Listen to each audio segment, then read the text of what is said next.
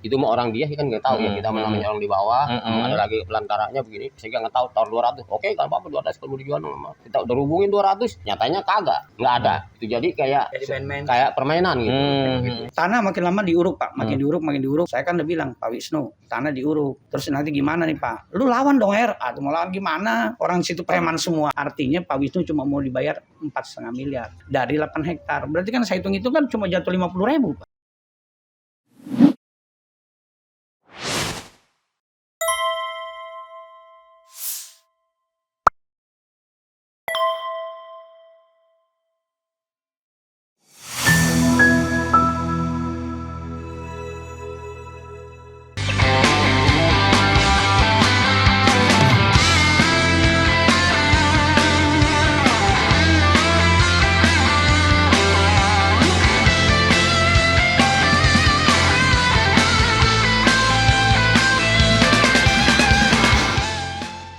Baik, bismillahirrahmanirrahim. Assalamualaikum warahmatullahi wabarakatuh.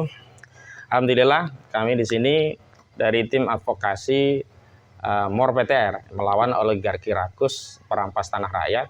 Selain kami berjuang secara litigasi atau persidangan di Pengadilan Negeri Jakarta Pusat, di lapangan kami juga melakukan penelusuran secara mitigasi untuk mengumpulkan sejumlah dokumen dan bukti-bukti, termasuk mengambil keterangan saksi-saksi korban kasus perampasan tanah di wilayah Banten. Khususnya kita hari ini ada di wilayah Kosambi, salah satu kecamatan di Kabupaten Tangerang.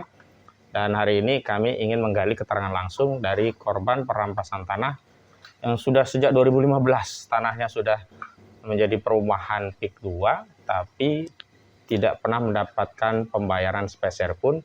Dan kisah yang lain ternyata juga sudah banyak advokasi dilakukan, termasuk diantaranya dari lembaga swadaya masyarakat, sudah gigih berjuang membela hak, namun tetap saja menjadi korban daripada kezaliman yang terjadi di proyek PIK 2 ini. Sehingga kita bisa simpulkan bahwa kezaliman ini sudah lama terjadi, namun Allah memang hendak mengangkat perkara ini, dan kezaliman ini mudah-mudahan segera diangkat setelah ada ramainya video Bang Said Didu, sehingga masalahnya bukan hanya di laut, juga di darat. Nah, hari ini saya sudah ada di hadapan saya Pak Micang, asli Betawi atau apa ya? Betawi, Desa Jatimulya, Kecamatan Kesambi. Kesambi. Dengan Pak Heru ya, Pak Heru. Ya, LSM-nya apa Pak Heru dulu? Saya saat ini Sekjen LSM ICAP. ICAP ya? Independen Citra Anak Bangsa. Oke, nanti kita dengar ceritanya ke Pak Eceng dulu ya. Pak Micang dulu. Pak Micang dulu ya. Pak Micang, saya tadi sempat ngobrol-ngobrol. Pak Micang kan ternyata keluarganya ada punya tanah, pernah ditawar, tidak ditindaklanjuti, malah akhirnya diambil tanpa bayaran sepeser pun, dan sekarang sudah menjadi kompleks perumahan di Pantai Indah Kapuk 2. Benar begitu? Tolong ceritakan gimana itu ceritanya. Jadi waktu itu juga emang udah pernah ada penawaran 200 sampai berapa tuh ya, lama-lama tertunda, pengurukan sampai jadi, tiba-tiba sampai sekarang tanah itu bukan ditawar lagi, malah sampai jadi bangunan, tidak ada kelanjutannya. Nah itu saya kehabisan ini, buntu lah urusannya. Saya mau ngajin kemana juga itu tiba-tiba kagak mentok. Jadi yang namanya kita warga ya, yang nama ibarat saudara pada Kosono kemarin, nyatanya sampai sekarang ini tanah tidak ada bayaran sampai sekarang nih. Sudah berapa tahun nih, dari 2015 sampai 2025 sampai sekarang ini. 10 tahun lah ya. 10 tahun. Berapa luas tanah itu? Luasnya kurang lebih 6 hektar 1000. 6 hektar 1000. 6 hektar 1200 dah untuk luasnya tanah itu di PIK 2. Di PIK 2 itu dulu diperuntukkan apa itu? Sawah atau apa? Itu kan bentuk empang. Nah, piara bandeng, udang itu yang ada di situ. Produktif artinya lahan itu ya. Produktif, emang buat sepertinya makan keluarga semua di situ. Memang jadi sumber penghasilan keluarga itu ya. Sumber hasil keluarga, emang semuanya anaknya banyak pada makan di situ. Tiba-tiba sekarang jadinya begini. Nah ini akhirnya sampai pada mati itu parah. Stres begitu ya ngurusi kasus ini ya. Jadi mikirin tiba-tiba sampai 3 yang mati. Sampai meninggalnya tidak mendapatkan bayaran sepeser pun, dan tanah itu sekarang menjadi bangunan di PIK 2 begitu. Benar ya itu. Sejauh ini apa yang diupayakan oleh keluarga saat itu sampai hari ini? Apakah sempat ke lawyer, ke LSM atau apa? Sampai saya mengajuin begini-begini ke lawyer, nyatanya semua itu mentok, buntu, nggak ada jalan lagi. Sampai ngajuin ke sini, ntar lagi balik lagi banyak. Sampai saya ke orang yang Hercules ya, dulu coba saya bantu begitu. Sampai masuk ke sana tuh orang nyatanya begitu, ya tinggal tunggu Pak, tinggal tunggu. Nyatanya dapat sebulan, begitu lagi, mentok lagi agak ada apa-apanya. Malah kata cerita sampai sekarang. Dulu yang sempat nawar 200 itu siapa namanya dari pihak Gus Dayu? Pihak dia yang nggak tahu apa itu mau orang dia kan nggak tahu ya, kita namanya orang di bawah, ada lagi pelantaranya begini. Ya saya nggak tahu tahun 200. Oke, kalau apa 200 kalau mau dijual kita udah hubungin 200, nyatanya kagak, nggak ada. Itu jadi kayak apa? Kayak permainan gitu. Gitu. Maka sampai di situ saya juga lantas sampai sekarang ini akhirnya kehilangan jejak lah bahwa tanah ini sampai rapi udah sampai sekarang saya diam bagaimana ini kira-kira tinggal ngikutin yang ini bagaimana yang tanah udah ketindih bangunan udah sisebut kutik. Saya juga berhubung kita orang kecil ya udah nerima keluarga empok udah biarin dulu dah katanya, siapa saja nanti siapa tahu kali gitu. Nah, muncul begitu doang ipar-ipar mas semua empok pada ngomongnya begitu. Jadi ya siapa tahu nanti ada kemunculan lagi barangkali kalau juga ganti pemimpin siapa tahu ini maka dia ya udah kita nunggu sampai sekarang nih. Nah sekarang kan pemimpin sudah ganti yang dilantik Pak Prabowo. Harapannya apa kira-kira ke presiden kita Pak Prabowo Subianto itu? Saya juga mengharapkan besar apalagi ini presidennya Prabowo ya. Dari militer saya juga bangganya ya mudah-mudahan sih Bapak Presiden kita bisa ngelurusin, bisa membantu kita, bisa kembali lagi tuh hak milik atas nama orang tua ke situ atau dibayar lah gitu sama PT. Kalau pasarannya sebenarnya berapa sih di situ? Dulu mah waktu zaman itu 2015 itu yang ditawar 200 itu berapa pasarannya? Lagi zaman Pak Joko mah waktu itu 400, 45, ada yang gope. Sebentar, Pak Joko ini siapa? Joko Andreas yang di sebelum ini mana mah waktu itu mah sebelumnya Pak Ali turun Pak ini Hanafi. Orang ASG yang sebelumnya Ali Hanafi. Mahal itu. Zaman Pak Joko Andreas sempat ditawar 200. Pasarannya di saat itu udah 400. 400 sebenarnya nggak apa-apa juga 200 waktu itu ya. Itu bagusin juga sih nawar itu mah. Tapi sampai sekarang nyatanya ya 200 kagak. Sampai juga lari ke sini juga. Katanya udah nggak apa-apa mau dibayar cepet. Oke dah nggak apa-apa kita turutin. Kagak juga. Itulah makanya sampai sekarang hilang ininya udah hilang apa namanya kehabisan bahan. Kehabisan akal saya waduh kemana lah. Sudah tak tahu mau ngapain lagi gitu ya. Ini kemana mentok. Ya udah kita gimana ini? Tinggal ngaduin takdir lah ini mah kata kita. Iya. Baik, terima kasih. Kita coba ke Pak Heru. Pak Heru. Iya, siap. Fenomena yang dialami oleh Pak siapa tadi? Pak Micang ini kasuistik atau umumnya memang begitu yang terjadi itu? Iya, pada dasarnya sih begini. Pada saat zaman Pak Joko Andreas dulu ya pembebasan di era ini orang ASG ya Joko Andreas. Pak Joko Andreas juga orang ASG. Cuma sehubungan pada saat pembebasan dia tidak memenuhi kuota pada saat itu sehingga digantikan oleh PT Kuku Mandiri yang hari ini dipimpin oleh Pak Ali Hanafi ya. Nah, zaman Pak Joko Andreas pada saat itu tanah memang sudah di harga 500, 450, 350. 2015 itu padahal ya. Sudah di 2014. Bahkan, realistis kan harga itu berarti ya? Emang real, memang pada saat itu real. Nah, orang-orang pada saat itu ya semua senang Pak, masyarakat ya, nggak ada yang nggak senang, semua senang. Jadi ada pembebasan kita seperti rezeki nomplok lah ya, berguna lah ya buat orang-orang rakyat kecil. Nah, cuma ketika Pak Ali turun, saya kan sempat ikut sama beliau sebentar. Ali yang dimaksud Ali Hanafi ya? Ali Hanafi. Lengkapnya Ali Hanafi Ali Jaya itu? Iya, Pak Ali Hanafi Ali Jaya. Itu PT Kuku Mandiri. Ya. Nah, pada saat terjadi di klien saya sempat memang. Oh, yang mengadu ke LSM yang dipimpin Pak Heru ya? Pak Heru kan sekjennya ya? Saya sekjennya. Kebetulan saya sekjen LSM ICAP. Waktu itu saya menangani tanah Pak Wisnu Sujanto.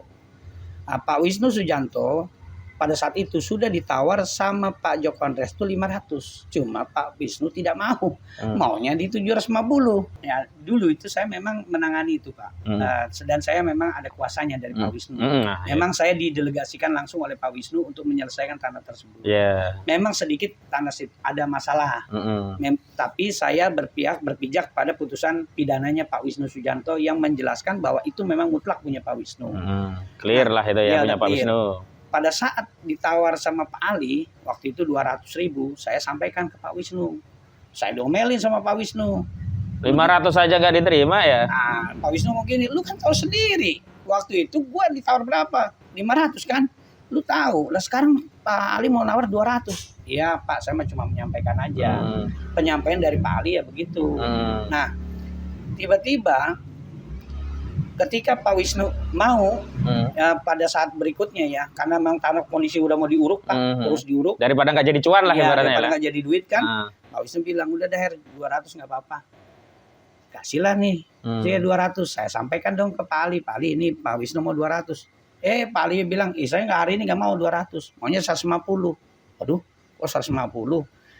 Akhirnya saya sampaikan ke Pak Wisnu. Pak Wisnu marah lagi ke saya, lu kemarin gimana katanya 200, sekarang jadi 150. Ya memang itu yang disampaikan sama Pak Ali, Pak. Saya cuma menyampaikan aja. Udah enggak lah katanya. Akhirnya tanah makin lama diuruk, Pak. Makin diuruk. Saya kan udah bilang, Pak Wisnu, tanah diuruk. Terus nanti gimana nih Pak? Lu lawan dong RA. Mau lawan gimana? Orang situ preman semua. Ya, saya bilang, Pak, nanti tanah ini makin lama makin diuruk, makin gak jelas. Ya udah dah 150 apa-apa. Saya sampaikan ke Pak Ali, ke bos. Bos, ini 150. Waduh, 150 nggak mau hari ini. Bilangin sama bos lu cepet. Gue tunggu hari ini juga. Kalau hari ini nggak ada putusan, besok gue terus. Begitu. Ya udah, akhirnya saya bilang sama Pak Wisnu, kata Pak Wisnu, ya udah sampai mau dari 500 akhirnya 100 pun diambil itu ya. Cepet. Terjadi akhirnya transaksi? Belum. Nggak terjadi juga, nggak dibayar juga. Nggak. Artinya hampir sama dengan ini. Ya, jadi terus Pak setelah 100, saya bilang Pak Wisnu mau Pak 100. Yaudah, besok bawa ke Polres Tiga Raksa. Loh, kok ke Polres Tiga Raksa Pak? Udah ikutin aja. Di mana-mana jual beli ada di notaris Pak. Udah ikutin aja. Saya ikutin Pak ke Polres Tiga Raksa. Nah di Polres Tiga Raksa saya sama Pak Wisnu dari pagi Pak itu di BAP Pak. Bikin laporan berarti? Iya, bikin laporan seolah-olah penyerobotan tanah tadi? Ya, seolah-olah ada kasus tanah itulah, sehingga ujung-ujungnya Pak Wisnu itu kan umur udah sepuh pada saat itu. Berapa kira-kira? 60, 70? 70-an lah. 70. Sehingga daya pikirnya udah lemah. Dia cuma bilang sama saya, Heru, ini kalau Om suruh tanda tangan, Om tanda tangan. Kalau Om nggak tanda tangan, Om nggak tanda tangan. Waduh, Om nggak ngerti ya. Nggak ngerti, udah Om pokoknya baiknya gimana. Nah dalam BAP itu Pak Wisnu hanya kerugian 4,5 miliar. Artinya Pak Wisnu cuma mau dibayar 4,5 miliar dari 8 hektar. Berarti kan saya hitung itu kan cuma jatuh 50.000 Pak. Lah turun lagi. Dia nggak ngeh apa dia? Pak Wisnu mah nggak ngeh. Cuma Pak Wisnu itu karena udah lelah, udah tergantung Heru. Kalau kata Heru tanda tangan, saya tanda tangan. Kalau enggak. Karena saya merasa memang delegasinya 100.000 sama dengan Pak Ali. Nggak cocok itu ya. Saya nggak cocok dengan perjanjian angka awal, itu ya. Ya kan? Ya saya cabut Pak. Tuh, akhirnya saya ditarik sama penyidik. Pak Heru, ini gimana kan? Bos tergantung Pak Heru. Bener, bos tergantung saya. Tapi nilainya kan, jatuh itu ya. Iya, nggak sesuai kesepakatan awal saya dengan Pak Ali. Pak Ali sama saya 100.000, kenapa di sini jadi 50.000? Begitu. Akhirnya kami pulang Pak. Nah disitulah saya di waktu itu masih Asia ya Pak. Saya di SMS sama Pak Ali, berarti you fight dengan perusahaan saya. Begitu. Saya diancam, kalau nanti main ke Empang apa saya dilelepin, ya saya sebagai Muslim saya bilang pada saat itu, Pak, buat saya Muslim, kalau saya bela kebenaran buat saya syahid fisabilillah. Masya Allah. Saya bilang begitu. Udah gitu udah. Berikutnya saya juga kan sambil nanganin tanah Pak yang saya jual ke Pak Wahidin Halim. Pada saat Wahidin Halim gubernur ya? Pernah jadi gubernur ya? Iya, pernah jadi gubernur. Pada saat itu dia masih anggota DPR RI. Dari Demokrat. Iya, betul. Nah, beliau itu beli tanah yang klien saya juga, yang saya tanganin di areanya Pak Wisnu juga, yang memang saya dapat juga kuasa dari Pak Wisnu sebagai pemiliknya, itu 250.000.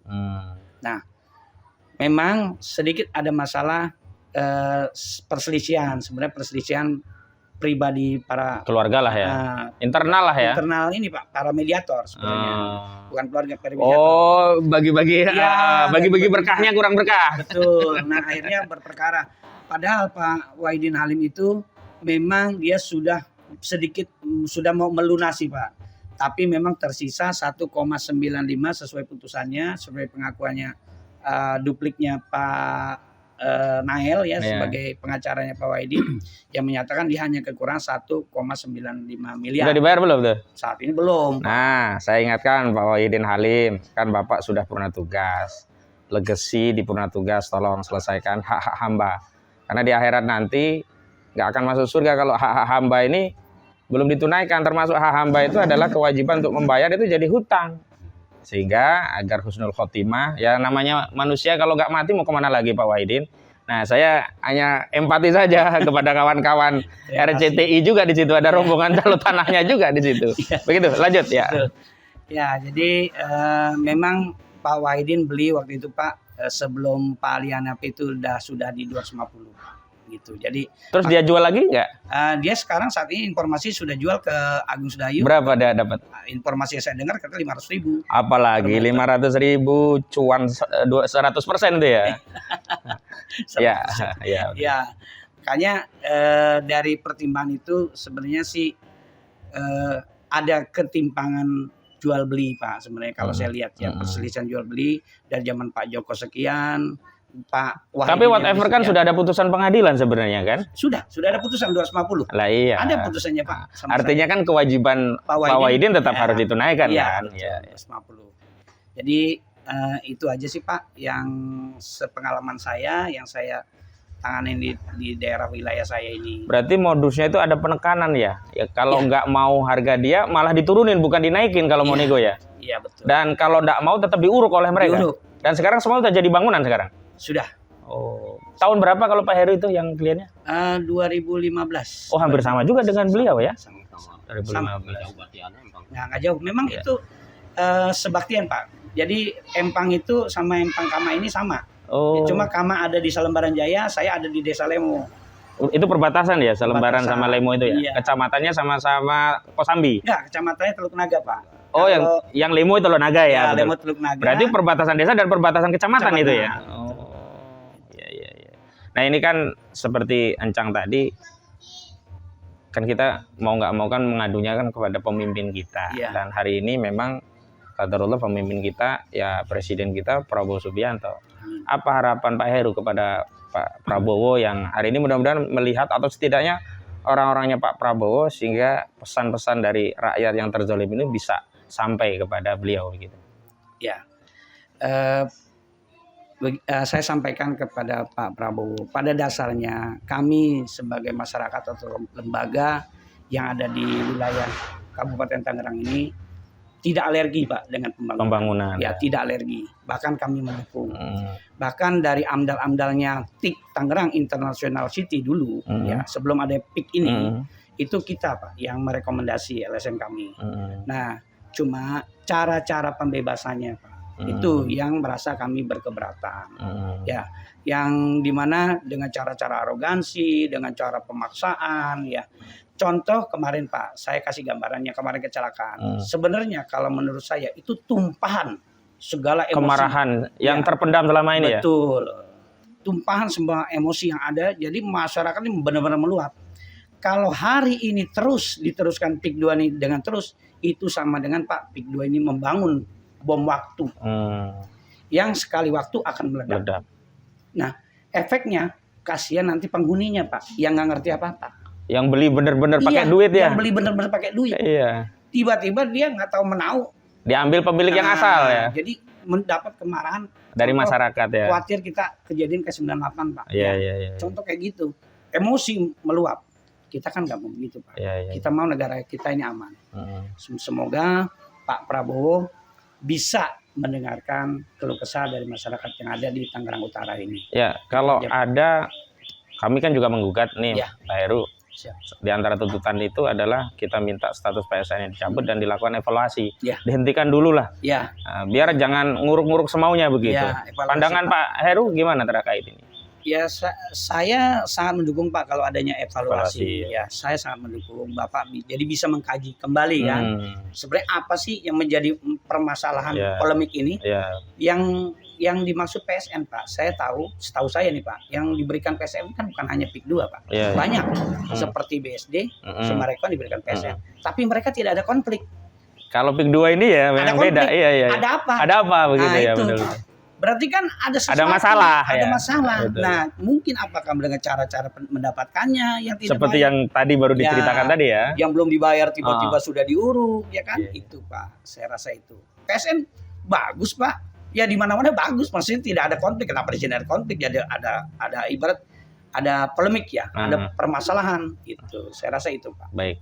Terima kasih kawan-kawan sekalian. Kami memang menyengaja melakukan mitigasi dan dalam proses litigasi ini kami mengumpulkan dokumen bukti. Tapi sekali lagi, selain bukti ini menjadi dasar pertimbangan hakim untuk memutus, kami juga harapkan ini menjadi dasar dan pertimbangan bagi pemerintah untuk mengevaluasi kebijakan. Karena terus terang gugatan yang diajukan oleh 20 orang purnawirawan dan juga aliansi dari aktivis termasuk aliansi rakyat menggugat itu bukan untuk kepentingan 20 orang itu, tapi untuk seluruh masyarakat. Ya, masyarakat di utara. Karena ternyata di fakta di lapangan itu memang korban itu ada nyata. Betul. Jadi nggak benar kalau katanya ini menciptakan lapangan kerja, masyarakat bahagia semua. Iya. Ternyata faktanya tanahnya terampas. Iya. Nah, terakhir untuk closing dari Pak Heru dulu. Terkait gugatan kami apa dukungan dan doa bagi kami tim hukum ini untuk melakukan upaya hukum di pengadilan negeri ini. Semoga perjuangan bapak-bapak ya mendapatkan hasil yang baik. Amin. Terus Pak Presiden memberikan satu dukungan juga buat Bapak supaya ada dikaji ulang kembali pembangunan PIK ini. Pada dasarnya kami masyarakat tetap mendukung pembangunan, tapi mendukung pembangunan dengan cara-cara yang baik, Pak. Ya, yang mendapatkan dengan cara yang baik, itu Pak. Bukan asal rampas, bukan asal gitu. merampas. Ya, Ya. betul. Kan bukan zaman penjajahan lagi Pak kita ini. Tapi kalau dengar ceritanya tadi serasa kita masih di era company ya. Satu iya Pak. Kan kalau Pak Jokowi dulu ceritanya kan ganti untung Pak, bukan ganti rugi malah. Iya. Ini nggak ada gantinya sama sekali malah. Mana. Rugi pun kagak ada ya. Benar nggak Pak Micang?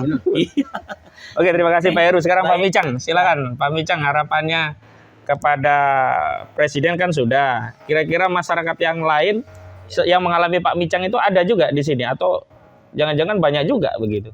Ya mungkin ada, saya juga kalau untuk kesananya nggak tahu pasti gitu nggak ya. tahu pasti. Cuman yang dialami Pak Micang tadi itu ya. Yang itulah punya orang tua aja. Ya berhubung juga emang ini, saya juga mendoakan kalau Bapak emang untuk di persidangan, saya berdoa Pak, saya dukung sepenuhnya. Semoga kita juga berhasil kembali kepada hak-hak kita yang sudah dirampas. Mudah-mudahan Bapak Presiden kita juga harus benar-benar ngebantu, mendorong lah kesianin masyarakat yang telah dirugikan oleh PIK 2. Itu aja Pak, barangkali saya juga mohon maaf, itu aja. Berhubung udah nggak ada ini lagi, udah cukup saya begitu aja. Baik, terima kasih. Insya Allah kita berjumpa lagi dalam tinjauan lokasi melalui kajian mitigasi tim advokasi melawan oligarki rakus perampas tanah rakyat. Dan kami memohon kepada seluruh rakyat Indonesia untuk bisa mendukung dan mendoakan perjuangan kami, karena apa yang terjadi di Provinsi Banten ini, khususnya di Kabupaten Tangerang ini, juga bisa menjadi pola perampasan tanah di wilayah lain. Karena itu dengan membantu mendukung perjuangan di wilayah Banten ini, mudah-mudahan ini menjadi pencegah agar wilayah lainnya tidak dilakukan cara-cara kotor untuk merampas tanah rakyat dengan dalih PSN, dengan dalih pembangunan. Demikian, Assalamualaikum warahmatullahi wabarakatuh. Waalaikumsalam.